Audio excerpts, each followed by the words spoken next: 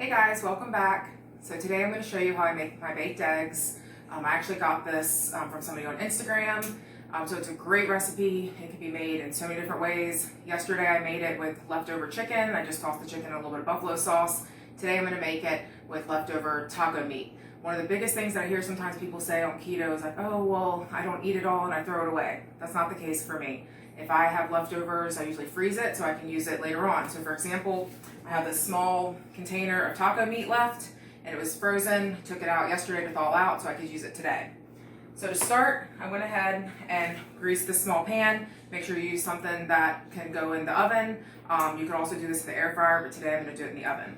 So we're going to have that greased already. I just used an olive oil spray, non-sticking spray. You can also use coconut oil, butter, whatever you'd like. Then you can do 2 to 3 eggs. Today I'm going to do 3. Just crack them right into whatever you're going to be baking in.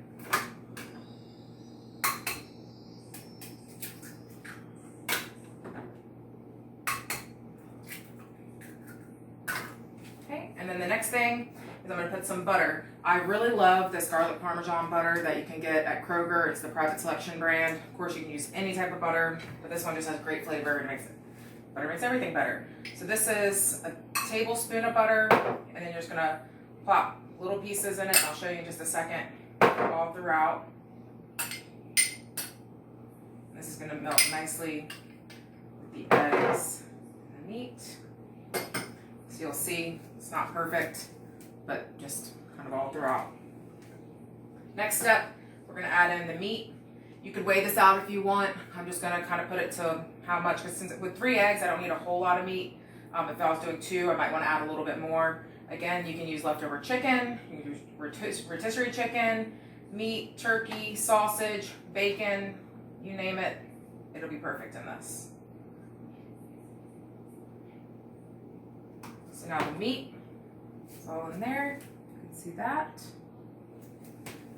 So the next step, so I'm going to go ahead and I'm going to top it with some cheese. Again, something I like to use is just kind of what I've got on hand. Of course, you can use any type of cheese. Today I'm going to use the Sargento, the Ultimate Thin Sharp Cheddar. I just crumbled up 2 pieces of that in here. I'm going to top it with that. If I were doing something that was maybe like a little bit more Italian, I might use mozzarella.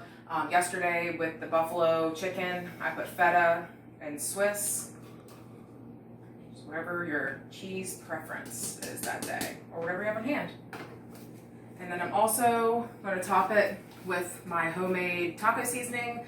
Again, I don't like to use my carbs per se on seasonings, so I've started making my own. Keep an eye out for that video if you subscribe, that way you'll know when that one comes out, and I'll show you that one soon. I'm going to sprinkle a little bit of the taco seasoning on top. I'm also going to add some Texas Pete. You can add hot sauce, any type you want, or you can leave that out if you don't want it to be spicy.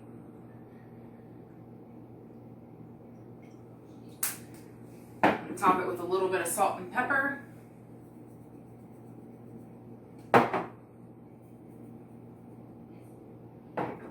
And this is what it'll look like before it goes into the oven. And I've already preheated my oven to 375. Of course, you know your oven at home. It might need to be a little higher or a little bit less. Usually it takes about 20-25 minutes depending on how runny you like your eggs. I like mine when I make this to be a little bit soft, almost runny to runny. Some people are weird about that, so feel free to leave it in longer if you want them completely cooked through, or less if you like them really runny. Usually I kind of just shake it a little bit before it's done to check, and then I'd say let it cool for about 7 to 10 minutes, and then you're ready to go. So I'll come back in just a few after it bakes to let you see what the finished product is. Alright, so the baked eggs just came out of the oven. It smells so good. I really wish you could smell it.